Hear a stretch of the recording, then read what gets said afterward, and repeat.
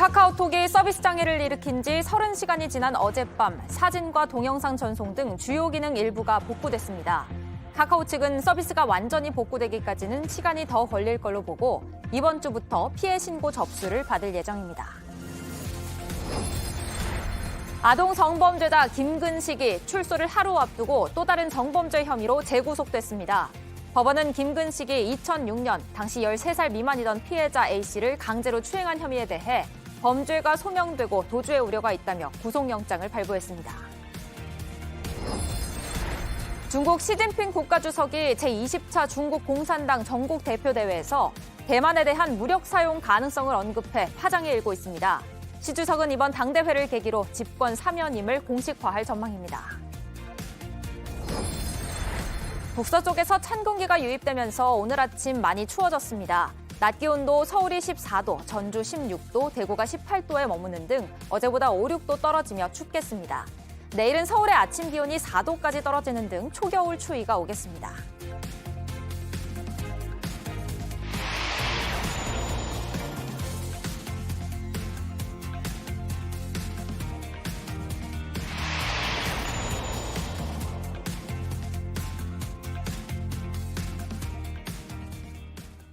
시청자 여러분 안녕하세요. 설레는 하루를 만드는 습관 아침엔입니다. 지난 주말 카카오톡 메신저가 먹통이 되면서 많이 혼란스럽고 불편하셨지요. 주요 기능들이 대부분 정상화됐다고 하는데요. 관련 소식부터 오늘도 다양한 소식들 준비되어 있습니다. 먼저 유미애 기자, 아침엔 월드 어떤 소식 준비되어 있을까요? 네, 러시아가 거리에서 징집 대상자들을 마구 잡아간다는 소식입니다. 노숙자는 물론 카페, 사무실 등을 급습해서 끌고 가고 있다는 뉴스를 먼저 전해드리겠습니다. 또 이란에서 반정부 시위자들이 수용된 교도소에서 불이 나 대규모 인명피해가 발생했다는 소식도 준비했습니다. 네, 잠시 뒤에 자세하게 전해드리겠습니다. 그리고 이두성 기자 오늘 스포츠 소식 기다리고 있죠? 네, 4대0에서 4대4 그리고 8대4 승리까지 차가운 가을바람을 뜨겁게 달구는 승부였습니다. 이 프로야구 포스트 시즌 준 플레이오프에서 키움이 KT를 상대로 1차전을 가져갔습니다. 한순간도 놓칠 수 없을 만큼 치열했던 어제 경기 조금 뒤 전해드립니다. 네, 그리고 카카오 먹통 사태도 그렇고 주요 기업들의 실적 발표를 앞두고 이번 주 증시는 어떻게 될지 오늘 아침엔 라이프에서 전망해 드립니다.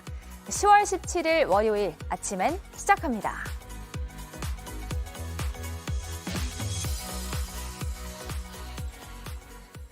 지난 주말 데이터 센터 화재로 서비스 장애가 발생한 카카오의 주요 기능들이 점차 복구되고 있습니다. 지금은 사진이나 동영상 전송도 가능한 상태인데요. 하지만 복구가 완전히 끝나는 시점은 언제가 될지 알 수 없습니다. 오늘 화재 현장에서는 국립과학수사연구원이 참여하는 합동 감식이 이뤄질 예정입니다. 첫 소식 이재승 기자가 보도합니다. 주말 내내 장애가 이어졌던 카카오의 주요 기능이 상당 부분 정상화됐습니다. 어젯밤 카카오톡 채팅방 내 사진과 동영상 전송이 모두 복구됐고 카카오 쇼핑과 카카오 모빌리티 기능도 대부분 사용할 수 있습니다. 그러나 여전히 다음 메일은 접속이 어렵습니다. 카카오 알림톡 수신과 카카오맵 로드뷰 기능 등도 제한적입니다. 언제 완전히 복구될지는 예측하기 어렵습니다. 전원 공급에 따라 그 복구 시간이 언제가 될지는 확실하게 말씀드릴 수 없는 점 양해 부탁드립니다. 카카오는 본사와 자회사 주요 책임자들로 비대위를 구성해 이번 주 중으로 피해 신고를 받을 예정입니다. 또 서비스별로 보상안도 마련하고 있습니다. 카카오 엔터테인먼트는 멜론 이용권을 보유한 고객들에게 사용기간을 사흘 연장하기로 했습니다. 카카오 웹툰도 서비스 장애 기간 내 대여 중인 웹툰 열람 기한을 사흘 연장할 예정입니다. 카카오티 택시와 바이크 등을 운영하는 카카오 모빌리티도 보상안을 논의 중입니다. 이번 장애를 발생시킨 화재 원인에 대한 조사도 이뤄지고 있습니다. 어제 소방과 경찰의 1차 합동 감식 결과 전기실 안에 배터리를 보관하는 곳에서 전기적인 요인으로 불이 시작된 것으로 추정됐습니다. 보다 정확한 화재 원인을 파악하기 위해 오늘은 국립과학수사연구원이 참여하는 2차 합동 감식이 진행됩니다. JTBC 이재승입니다. 일상이 멈춘 것 같다. 사상 초유의 통신장애 사태에 시민들은 큰 혼란과 불편을 겪었습니다. 교통과 금융, 생업까지 예상치 못한 피해가 이곳저곳에서 발생했습니다. 장서윤 기자입니다. 손을 흔들며 택시를 잡아보지만 잘 잡히지 않습니다. 내비도 안 되고 택시도 안 돼가지고 옛날로 돌아간 것 같아가지고 너무 불편했어요. 택시기사도 혼란스럽긴 마찬가지입니다. 손님들의 콜 요청이 떠야 하는 화면에 대기 중이라는 글자만 몇 시간째입니다. 기사들이 안 되니까 나이 먹은 기사들은 답답해 먼저 다 퇴근하고 택시가 별로 없잖아요 지금. 절반 이상이죠. 뭐 거의 한 70%죠. 지금 2명 태웠어요. 6시에 나와가지고 콜이 전혀 안 들어오니까 지금. 이틀 전 오후 3시 반부터 카카오톡을 비롯한 카카오택시, 카카오페이 등 모든 서비스가 멈춘 뒤 생긴 혼란입니다. 시민들은 15년, 20년 전으로 돌아간 듯 문자와 전화로 소통했습니다. 답장할 일이 조금 많은 상황인데 그게 지금 안 되니까 일일이 뭐 문자로 해야 되거나. 젊은 층에서 많이 쓰는 카카오뱅크, 카카오페이 같은 금융 서비스도 막혔습니다. 카카오페이로 편의점에서 결제하고 그러는데 안 돼가지고 카드 안 들고 다니는 저로서는 좀 힘들었던 것 같아요. 가상자산거래소 업비트 이용자들은 코인을 사고 팔지 못해 분통을 터뜨렸습니다. 업비트는 애플 아이디가 없으면 카카오톡으로 인증을 받아 로그인을 해야 하는데 카카오톡이 멈추자 로그인을 못한 투자자들이 생긴 겁니다. 카카오 쇼핑에 입점한 소상공인들도 피해를 봤습니다. 물건 판매부터 고객센터까지 모두 카카오로 하는데 주말 장사를 아예 날렸다는 겁니다. 연락은 물론 교통, 금융, 심지어 생업까지 우리 삶에 많은 것들이 연결돼 있는 카카오 서비스가 전부 먹통이 되면서 시민들은 답답한 주말을 보냈습니다. JTBC 장서윤입니다. 이렇게 우리 생활 전반에 큰 불편이 생기자 이렇게까지 카카오 의존도가 높았나 새삼 실감하신 분들 많습니다. 그러면서 카카오를 대신할 다른 비슷한 서비스를 찾아 나서는 사람들도 늘고 있는데요. 계속해서 하예빈 기자가 보도합니다. 카카오의 서비스 장애로 대다수 시민들의 평범한 일상이 큰 영향을 받았습니다. 카카오톡만 안 되는 줄 알았는데 기프티콘 사용도 안 되더라고요. 사용 기한이 어제까지여서 급하게 쓰려고 했는데 결국 못 썼고. 그동안 대다수 사용자들이 카카오톡 등 카카오의 주요 서비스에 전적으로 의존을 했던 만큼 피해는 예상보다 컸습니다. 불편이 길어지면서 많은 사용자들은 카카오 대신 쓸 수 있는 다른 서비스를 찾기 시작했습니다. 네이버 메신저, 라인이나 텔레그램 등 채팅 어플리케이션의 신규 가입자가 평소보다 급격히 늘었습니다. 사진을 보내려고 해서 인스타 DM을 많이 썼거든요. 혹시 이런 일이 또 발생하면 그냥 긴급하게 원활하게 쓸 수 있는 메신저로 라인을 이번에 새로 깔았어요. 카카오맵이나 카카오택시, 카카오 지하철과 버스 등을 대신할 수 있는 다른 애플리케이션들도 다운로드 횟수가 갑자기 증가했습니다. 여러 온라인 커뮤니티에선 이번 일을 계기로 카카오의 주요 서비스에 대한 의존도를 줄여 비상 상황에 대비하자는 글이 잇따라 올라오기도 했습니다. JTBC 하혜빈입니다. 아동 성범죄자 김근식이 만기 출소를 하루 앞두고 또 다른 성범죄 혐의로 다시 구속됐습니다. 16년 전 저지른 또 다른 아동 성범죄 혐의가 드러난 건데요. 오늘로 예정됐던 김근식의 출소도 일단 취소됐고 당분간 구속 상태로 검찰 수사를 받게 될 예정이라 지역사회는 일단 안도하는 분위기입니다. 조혜연 기자의 보도입니다. 미성년자 11명을 성폭행한 혐의로 15년 동안 복역한 김근식입니다. 오늘 아침 만기 출소를 앞두고 있었습니다. 그러나 안양교도소에서 수감 생활을 이어가게 됐습니다. 16년 전 또 다른 아동 성범죄를 저지른 혐의로 구속영장이 발부된 겁니다. 어제 김 씨를 1시간가량 신문한 법원은 범죄가 소명됐고 증거인멸과 도주의 우려가 있다며 이유를 밝혔습니다. 김 씨는 수감 전인 지난 2006년 인천에서 13세 미만 아동을 강제 추행한 혐의를 받고 있습니다. 지난 2020년 12월 언론 보도를 통해 김근식을 확인한 피해자가 경찰에 신고하며 수사가 시작됐습니다. 김 씨와 피해자를 조사한 경찰은 지난해 7월 검찰에 사건을 넘겼습니다. 그 뒤 검찰은 추가 수사를 통해 김 씨에 대한 구속영장을 청구했습니다. 김 씨의 만기 출소 이틀 전이었습니다. 김근식의 거취를 두고 지역사회가 강하게 반발하자 이를 의식한 결정이 아니냐는 분석도 나옵니다. 이번 구속으로 의정부 시민들은 일단 안도했습니다. 김 씨는 출소 뒤 의정부의 법무부 관리시설에 입소할 예정이었는데 김동근 의정부 시장은 도로 폐쇄까지 예고하며 거세게 반발해왔습니다. 김 씨의 재구속으로 당장 주민 불안은 해소됐지만 아동 성범죄자에 대한 치료 감호제 도입 등 장기적인 대안 마련이 시급하다는 지적입니다. JTBC 조혜연입니다. 시진핑 중국 국가주석의 연임 여부를 공식화하고 차기 지도부를 뽑는 중국 공산당 대회가 시작됐습니다. 이번 당대회를 통해 시 주석의 총서기 사면임이 확정될 걸로 보이는데요. 그런데 시 주석이 개막 연설에서 대만 통일을 반드시 이뤄내야 한다고 강조하면서 무력 사용 가능성을 언급해 파장이 일고 있습니다. 이주찬 기자입니다. 시진핑 중국 국가주석의 업무 보고를 시작으로 중국 공산당 20차 전국 대표대회가 열렸습니다. 이번 당대회에서 시 주석의 3년임이 공식 확정될 것으로 관측되는 만큼 전 세계의 이목이 쏠려 있습니다. 시 주석은 1시간 40분이 넘는 연설에서 대만과의 통일은 반드시 실현될 것이라고 강조하며 무력 사용 가능성을 언급했습니다. 尽最大努力争取和平统一的前景，但绝不承诺放弃使用武力。 일국양제는 언급하지 않았고 오히려 대만 집권당과 미국에 대해 경고했습니다. 这针对的是外部势力干涉和极少数台独分裂分子。 미국과의 갈등 격화가 불가피해지면서 대만 해협의 군사적 긴장도 계속 높아질 것으로 보입니다. 시 주석은 당 중앙의 집중 통일 영도를 강조했는데 최고 지도자의 지위를 강화할 것이라는 관측입니다.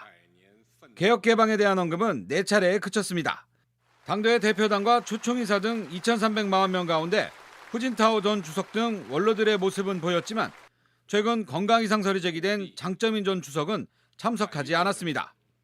당대회는 22일 폐막까지 5년 임기에 새 중앙위원 200여 명을 뽑은 뒤 폐막 다음 날인 23일 열리는 첫 번째 중앙위원회 전체회의에서 시 주석의 3년임을 확정지으며 마무리될 전망입니다. JTBC 이주찬입니다. 미국이 중국과 인도의 러시아의 핵공격 위협에 대해 함께 단호하게 대응해야 한다고 촉구했습니다.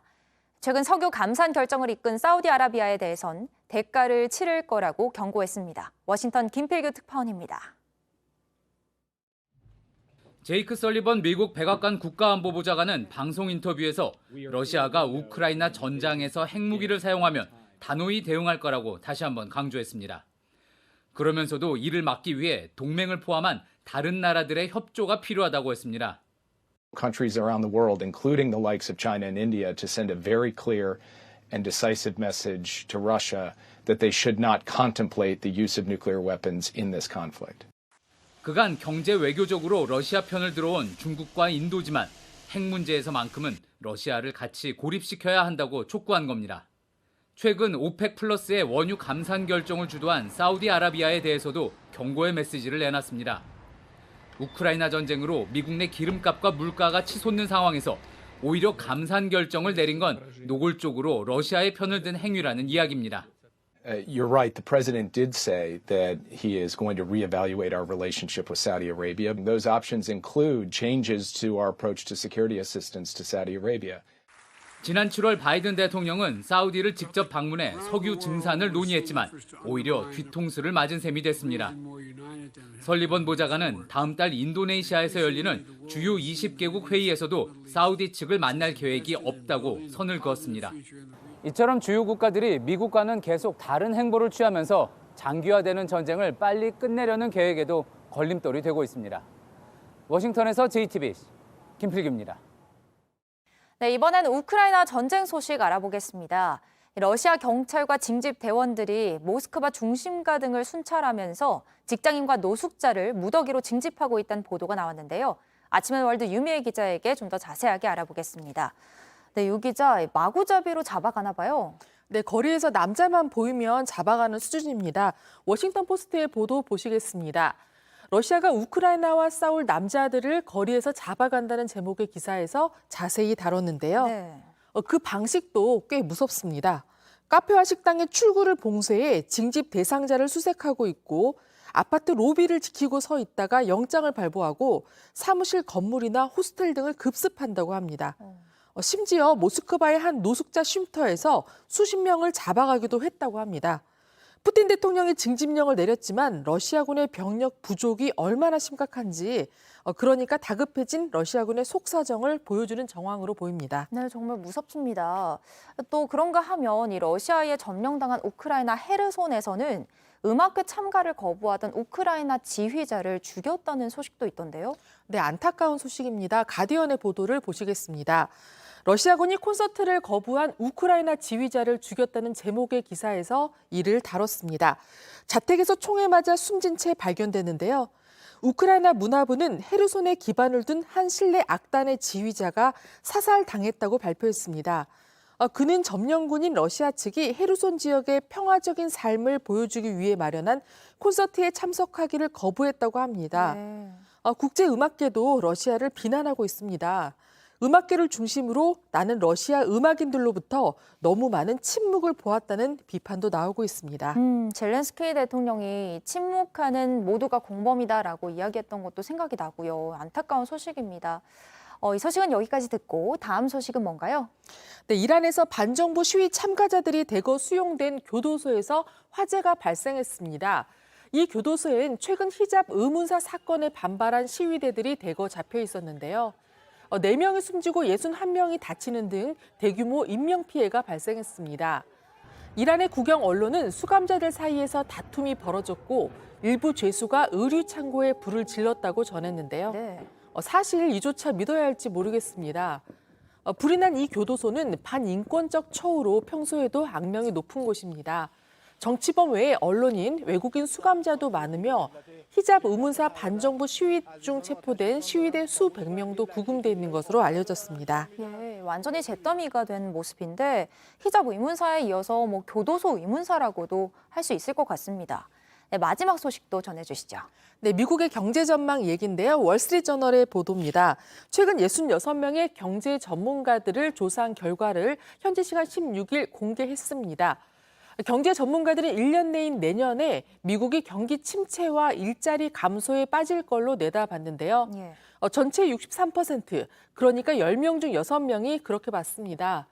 이번 조사는 지난 7월 같은 조사 때인 49%보다 확 늘어난 건데요. 예.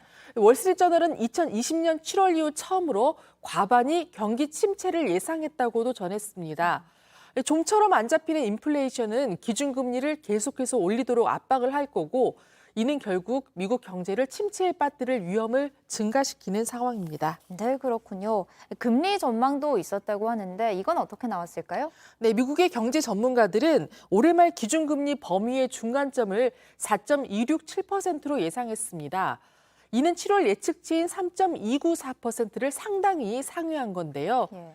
가장 최근인 지난달 금리 인상으로 미국의 기준금리는 3에서 3.25%로 올랐는데 자이언트 스텝이 몇 번은 더 있을 걸로 본 겁니다. 네, 우리나라에도 큰 영향을 주겠죠. 경제뉴스는 좀 암울한 소식의 연속입니다. 네, 지금까지 유미애 기자였습니다.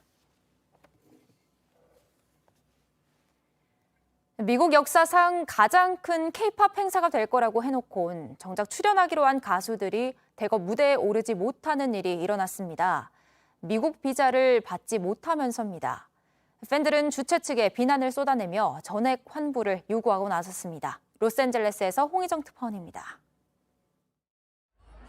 미식 축구 경기장이면서 초대형 스타들의 공연장으로 유명한 미국 LA의 로즈볼 스타디움입니다. K-팝 공연이 시작된 지 1시간이 지났는데 좌석 대부분은 텅 비었습니다. 이번 공연에 나올 예정이던 가수는 아이돌 15팀. 그런데 이 중 6팀이 불참했습니다. 주최 측은 이들이 비자 문제로 무대에 오르지 못하게 됐다며 사과문을 올렸습니다. The main reason I wanted to come was for Zion T and Taeyeon. I was really sad. I was really upset. And they're just acting like everything is okay. I'm online and like everything is normal. I'm like, no, that's not normal. 멀리서 비행기를 타고 LA를 찾은 팬들의 충격은 더욱 큽니다. Wayheart fans came from Germany and Canada to see Kai or Taeyeon, and then they found out as soon as they got off the plane that they are not going to arrive. 티켓 환불 요청이 쇄도하고 있지만 주최 측은 첫날 공연 티켓만 전액 환불이 가능하고 둘째 날 티켓은 50%만 환불이 된다며 기한까지 정해놨습니다. They're just really unprofessional and some people call it fraud. 미국 대중음악 매체 빌보드는 주최 측은 이번 공연이 미국 역사상 가장 큰 K-팝 행사가 될 것으로 예측했지만 계획이 급속도로 변경됐다며 지적했습니다. 로스앤젤레스에서 JTBC 홍희정입니다. 이틀 전 제빵 공장에서 일하던 20대 노동자가 소스 배합기에 끼어 숨진 사건에 대해 경찰이 국과수에 부검을 의뢰하는 등 수사를 확대하고 있습니다. 저희 취재진이 어제 다시 현장을 찾아가 봤는데요. 피해자의 동료들은 아직 완전히 수습되지 않은 사고 현장 바로 옆에서 평소처럼 빵을 그것도 같은 배합기를 써서 만들고 있었습니다. 이가람 기자가 취재했습니다. 환하게 불이 켜진 공장 내부에서 직원들이 분주히 움직입니다. 한쪽은 흰색 천으로 덮어뒀는데 20대 여성 노동자 A씨가 소스 배합기에 몸이 끼어 사망한 곳입니다. 동료들은 이곳에 정상 출근해 평소처럼 샌드위치를 만들었습니다. 그 사람이 죽은 상태에서 그걸 보면서 작업한다는 게 저로서는 도저히 참을 수가 없더라고요. 바로 하루 전에 돌아가셨는데. 고용노동부는 A씨 사망과 관련해 동일 형태의 배합기 사용에 대해 작업 중지 명령을 내렸습니다. 직원들은 회사 측이 작업 중지 명령을 어기고 있다 주장합니다. 배합기는 구조상 이 돌아가는 방향이나 이런 게 똑같기 때문에 뭐 비슷한 라인이 있거든요. 근데 거기에 또 작업을 하고 있더라고요. 아직 정부 차원의 사고 조사와 안전 대책이 마련되지 않았는데 비슷한 설비를 사용하는 건 문제라는 얘기입니다. 이에 대해 사측은 사고 현장의 배합기 8대는 사용을 중단했고 다른 곳에 설치된 설비를 사용 중이라고 설명했습니다. 경찰과 고용노동부는 일단 현장에서 2인 1조 근무가 지켜지지 않았는지 등 사고 경위 파악에 집중한다는 계획입니다. JTBC 이가람입니다.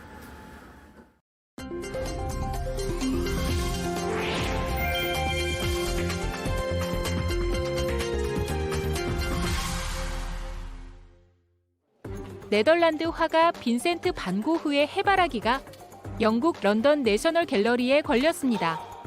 그런데 난데없이 시뻘건 액체 세례를 당하고 마는데요. 영국의 환경운동가들이 그림보다 지구 걱정을 하라며 깡통에 든 토마토 수프를 끼얹은 겁니다. 최근 생활비 상승으로 많은 가정이 수프 한 캔을 데울 여유조차 없다는 것을 표현하려고 이처럼 극단적인 시위를 벌인 것으로 전해졌는데요. 무단 침입과 재물 손괴 혐의로 현장에서 체포됐습니다. 우리 돈으로 무려 1,200억 원의 가치가 있는 명화인데 다행히 유리 액자에 끼워져 있어서 손상은 면했다고 하네요. 일본 도쿄의 도심 공원이 인간 날다람쥐들의 놀이터로 변신했습니다. 별다른 안전장비 하나 없이 폴짝폴짝 뛰고 거침없이 날아다니며 민첩한 움직임을 쏟아내는데요. 맨몸으로 지형지물을 주파하는 파르쿠르 세계선수권대회 현장입니다. 원래 2020년에 열릴 예정이었지만 코로나로 여태 미뤄지다가 드디어 개최된 건데요. 다들 오랜 기다림에 대한 한풀이라도 하듯 그간 갈고 닦은 기술들을 아낌없이 선보였습니다. 쉴 새 없이 손에 땀을 쥐게 하는 고난도 동작이 마치 액션 영화의 한 장면을 보는 것 같죠? 전신 근력과 민첩성을 길러주기 때문에 새로운 운동법으로도 인기라는 파르쿠르. 날고 기는 접전 끝에 금메달은 그리스와 스웨덴에서 온 선수가 차지했습니다. 지뢰가 이열로 깔린 도로로 러시아군 장갑차가 등장합니다. 그런데 그냥 돌진하네요. 큰 화염과 함께 폭발이 일어납니다.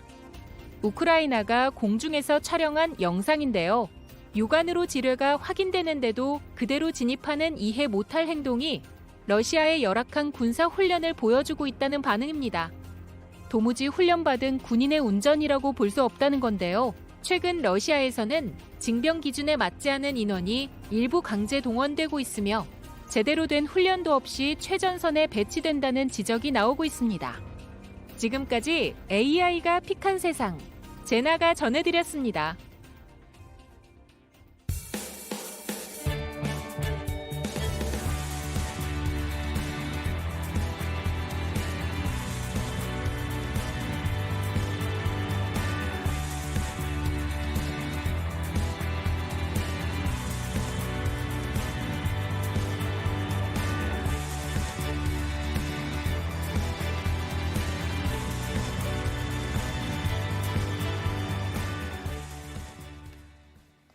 네, 지난주 우리 증시는 소폭 반등했습니다. 하지만 주말에 있었던 카카오 서비스 마비 사태 때문에 개인 투자자들은 걱정이 큰 상황인데요. 권혁준 경제평론가 만나서 이번 주 증시 상황 예측해 보겠습니다. 평론가님 안녕하세요. 네, 안녕하십니까. 네, 앞서 리포트도 나왔었는데 지금 뭐 카카오랑 네이버 일부 서비스가 주말에 그 서비스 장애로 큰 혼란과 불편을 초래했었죠. 네. 어느 정도 뭐 서비스는 복구된 상태이긴 한데 투자자들은 증시 개장을 앞두고 많이 불안해할 것 같거든요. 네. 어떤 영향을 미치게 될까요? 오늘 상당히 아마 불안하실 것 같은데요. 일단 카카오 같은 경우에는 연 신저가를 계속 기록하고 있었습니다. 지난해 말 대비해서 카카오 주가가 이제 50% 넘게 떨어진 상태고 카카오 자회사들 있죠. 카카오뱅크라든지 페이 70% 넘게 지금 떨어진 상태거든요. 예. 그러다 보니까 사실 좀 불안할 수밖에 없고 그나마 지난 14일에 좀 반등한 부분이 있었습니다. 하지만은 그건 일시적인 이제 반등으로 이제 볼 수밖에 없다. 그 이후에는 이제는 말씀하신 것처럼 서비스 장애가 일어났기 때문에 아마 오늘 카카오 주가에 크게 악영향을 줄 것이다라고 보고 있고요. 예. 그래서 시장에서는 오늘 아마 개인 투자자분들에게 카카오의 주가, 특히 이제 네이버의 주가 악몽이 될 수 있다. 특히 이제 전장이었죠. 뉴욕의 전장이 이제 나스닥 지수가 크게 떨어졌습니다. 네. 고스란히 같은 기술주인 뭐 카카오, 네이버에 영향을 줄 수밖에 없기 때문에 아마 오늘 개인 투자자들이 굉장히 불안해하는 아마 장이 되지 않을까 좀 생각을 해보겠습니다. 네, 알겠습니다. 지난주에 뉴욕 증시는 정말 역대급 롤러코스터 행보를 보였습니다. 네. 이제 9월 소비자 물가 지수가 발표가 되고 사실은 웃돌았기 때문에 예상치를 급락할 거라고 생각을 했는데 네. 바로 급락을 하진 않았고 네. 상승을 했다가 다음날 다시 급락을 했더라고요. 이건 맞습니다. 왜 그랬을까요? 그러니까 현재 투자자들의 심리를 그대로 좀 반영했다라고 볼 수가 있겠는데 저 개인적 생각은 욕심이 참 많다. 투자자들이 저는 이런 생각을 했습니다. 왜 그러냐면 지표만 본다 그러면 도저히 상승할 수 없는 장이었거든요. 예. 근데 오히려 이제 많은 분들이 이제 매수를 했다. 시장에 상승에 베팅을 했다는 것이죠. 말씀하신 것처럼 이제 미국의 CPI가 8.2%, 근원 CPI가 6.6% 상승했습니다. 시장의 컨센서스보다 더 높게 나왔거든요. 그럼 주가가 떨어져야 되는데 오히려 그날 더 오히려 상승을 했죠. 네. 그러다 보니까 오히려 이제 개인 투자자들이나 많은 투자자들이 아무래도 너무나 이제 과매도 상태였다라고 이제 평가를 했던 부분, 이런 부분도 있겠고 두 번째로는 이제는 악재가 선반영됐다 이미.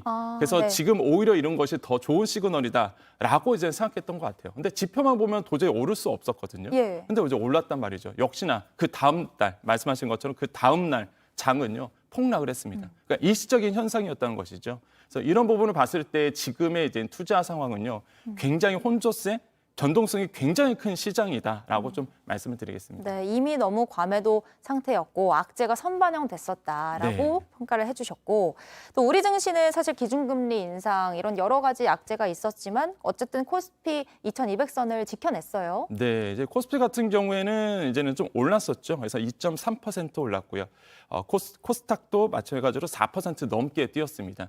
근데 이거는 이제는 뉴욕의 장을 그 다음 날 이제 반영하지 못했던 부분이라서 아마 금요일에 있었던 뉴욕 장을 이제 우리나라 시장에 오늘 이제 반영할 것으로 이제 보고 있습니다. 예. 일단은 이제 지난주 봤을 때 올랐던 이유는 첫 번째로 봤을 때 영국 정부의 감세한 철회 소식이 나오면서 파운드화가 가치가 좀 올라섰었죠. 그러다 보니까 이제 위험 선호 심리가 좀 높아졌던 부분 이런 것을 볼 수가 있겠고 두 번째로는 이제는 한미 기준 역전차가 좀 소폭 감소됐습니다. 네. 그러다 보니까 이런 것들이 우리 시장에 영향을 미치면서 우리나라의 시장에 좀 긍정적인 시그널을 지난주에는 좀 미쳤다라고 생각을 해보겠습니다. 외국인들이 뭐 우리 주식을 많이 사들였던 것도 좀 긍정적인 영향을 미쳤겠죠? 네, 그럼요. 이제는 외국인들의 추세가 굉장히 중요한데 지난주 같은 경우에는 한 6천 원 넘게 순매수를 했습니다. 그런 이유가 첫 번째로 봤을 때 마이크론 감산 소식이 있었거든요. 네. 이런 부분이 우리나라의 이제 반도체주에 대한 저점 형성 시그널로 이제 인식을 했고요. 두 번째로는 글로벌 추이와 마찬가지로 우리나라의 시장도 현재 너무나 큰 과매도 시장이다. 이렇게 평가를 했던 거예요. 그래서 예. 지금쯤 사야 된다라는 어떤 외국인들의 이제 평가가 있었죠. 그래서 지난주에는 외국인들이 한 순매수를 보여왔다라고 생각을 해봅니다. 네, 알겠습니다. 이번 주에는 이제 주요 기업들의 실적 발표가 있을 예정이에요. 네. 서학개미들의 주 관심사죠. 이 테슬라, 넷플릭스에 이어서 국내 주요 기업 3분기 실적도 발표가 되는데 네. 어떻게 예상을 하시나요? 그러니까 시장에서는 그렇게 긍정적이지는 않습니다. 사실 S&P 500 지수 3분기 실적이 3.6% 증가할 것으로 보고 있는데 사실 증가한다 그러면 주식시장이 호재로 작용해야 되잖아요. 그렇지는 않다는 거죠. 시장은 항상 주가는요 컨센서스보다 높냐, 컨센서스보다 낮냐라고 이제 평가를 하는데 계속적으로 시장 전망치가 낮아지고 있습니다. 원래는 사실 10% 넘게 수익을 볼 것이다. 실적이 좋아질 것을 봤는데 점점 낮아지는 거예요. 그래서 지금 3.6%까지 왔고. 많이 내려갔네요. 많이 내려왔죠. 네. 점점 내려가고 있다는 게 문제라고 보시면 되겠고 일각에서는 이런 얘기합니다. S&P 500 지수 거기에 있는 기업들을 봤을 때 오일과 관련된 기름과 관련된 기업을 빼고 나면은 오히려 이제 마이너스 한 3% 정도 실적이 떨어질 수 있다라는 보고서도 나오거든요. 예. 그런 거 봤을 때 이제는 시장의 컨센서스가 계속적으로 하향되고 있다는 부분, 이런 부분이 좀 악재로 작용할 가능성이 굉장히 크고요. 특히 이번 주 같은 경우에는 이제 3분기 우리나라의 기업 실적도 발표가 되고요. 예. 무엇보다 또 외국이 봤을 때 시진핑 3기 정부에 대한 어떤 해석들이 이번 주에 굉장히 많아질 것이다. 그래서 시장에서는 두 가지 키워드를 좀 집중하고 있습니다. 바로 스필오버. 한마디로 이제 미국의 강달러가 해외에 미치는 영향 이렇게 보시면 되겠고 네. 반대로 사실 이제 스필백이라고 해갖고요. 오히려 이제는 이런 강달러가 미국 기업에게 좋지 않다는 거죠. 사실 이론적으로 보면 좋습니다. 수출 잘 되고 돈 많이 버니까. 그쵸. 하지만 그게 결국에는 돌고 돌아서 미국 자체 내에서도 악재로 작용할 수 있다. 이런 스필백이라는 얘기도 지금 나오고 있죠. 그래서 네. 그러다 보니까 사실 이런 두 가지 키워드로 인해서 결코 이런 강달러 현상은 미국도 좋지 않다. 그래서 오히려 주가가 더 안 좋을 수 있다. 이런 평가도 사실 나오고 있습니다.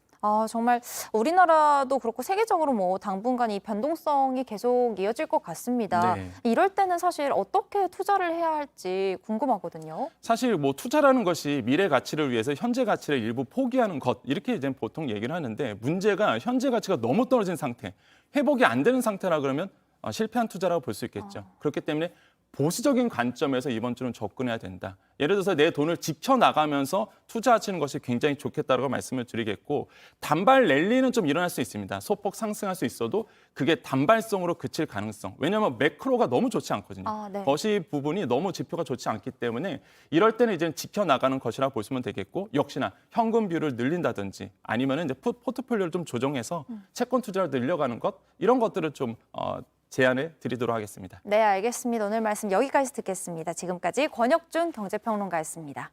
네, 감사합니다.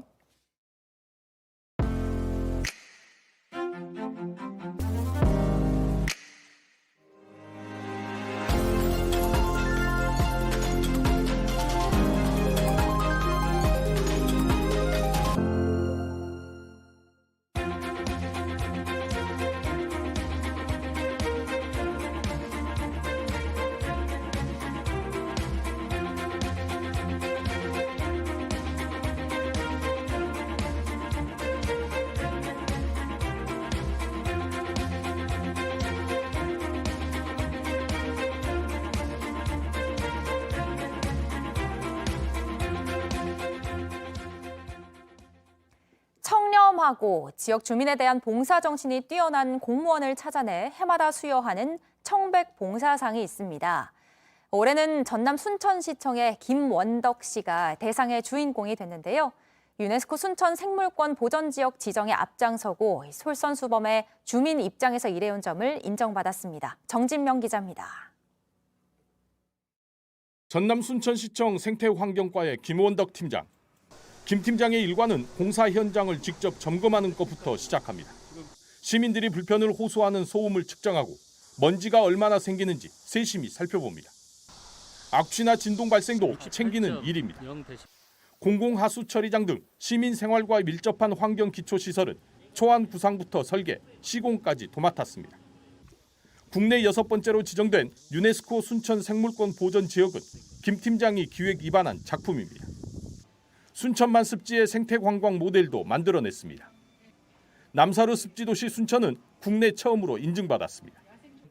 업무를 진행하는 데 있어 솔선수범하는 자세로 선후배간 다리 역할을 마다하지 않았습니다. 남모르게 조용히 일을 마무리해 스텔스라는 별명도 붙었습니다. 중요한 일을 할 때마다 자신을 드러내지 않고 항상 팀원들이 모두 다 주인공이 돼서 일을 할 수 있도록 그렇게 독려해 주시고 지역 내 어려운 이웃을 찾아 돌보고 노인 일자리 만들기도 앞장섰습니다. 김 팀장은 31년째 공직에 있을 수 있었던 건 다른 동료들의 공이었다고 말합니다. 정책을 위반하는 리더가 있으셨고 또 목표를 향해서 묵묵히 일해주는 우리 동료들과 함께해서 우리 지금에 있는 순천만을 전 세계에 이렇게 알리는 계기가 되었다고 생각합니다. 올해로 46회를 맞은 청백봉사상에는 연재와 서울 노원구 지방간호주사 등 7명이 본상을 수상했습니다. JTBC 정진명입니다. 추경호 경제부 총리 겸 기획재정부 장관이 오늘 공공기관의 예산 효율화와 복리후생 혁신안을 발표할 예정입니다. 앞서 정부는 새 정부의 공공기관 혁신 가이드라인에 따라 350개의 공공기관별로 조직 인력, 예산, 기능, 자산, 복리후생 5개 분야 혁신안을 제출받았습니다. 우선 예산 부문은 공공기관이 내년까지 총 1조 1,000억 원가량을 줄이는 걸 주요 내용으로 삼았습니다. 복리후생 부문에선 과도한 사내 대출과 경조사비 등을 개선할 것으로 보입니다. 국내 최대 재건축 사업인 서울 강동구 둔촌주공 아파트 재건축 공사가 오늘부터 재개됩니다. 공사비 증액 문제로 둔촌주공 조합과 상가 대표단체 간의 갈등을 빚어 공사가 중단된 지 6달 만입니다. 둔촌주공 조합은 그제 임시총회를 열고 공사 재개 등 20여 개 안건을 가결했습니다. 이에 따라 시공사업단은 오늘 재착공식 기념식을 열고 공사를 재개할 예정입니다. 북서쪽에서 찬 공기가 유입되면서 오늘 아침 크게 추워졌습니다. 낮 기온도 서울이 14도, 전주 16도, 대구가 18도에 머무는 등 어제보다 5, 6도 떨어지며 춥겠습니다. 강한 바람을 타고 중국발 스모그가 유입되면서 수도권과 충청, 호남 등 서쪽 지방을 중심으로는 미세먼지가 짙게 나타나겠습니다. 내일은 서울의 아침 기온이 4도까지 떨어지는 등 오늘보다 더 춥겠고 때이른 추위는 목요일쯤 누그러지겠습니다. 저희가 준비한 소식들 여기까지입니다. 새로운 한 주 건강하게 보내시기 바랍니다. 함께해 주신 여러분 고맙습니다. 아침엔 JTBC.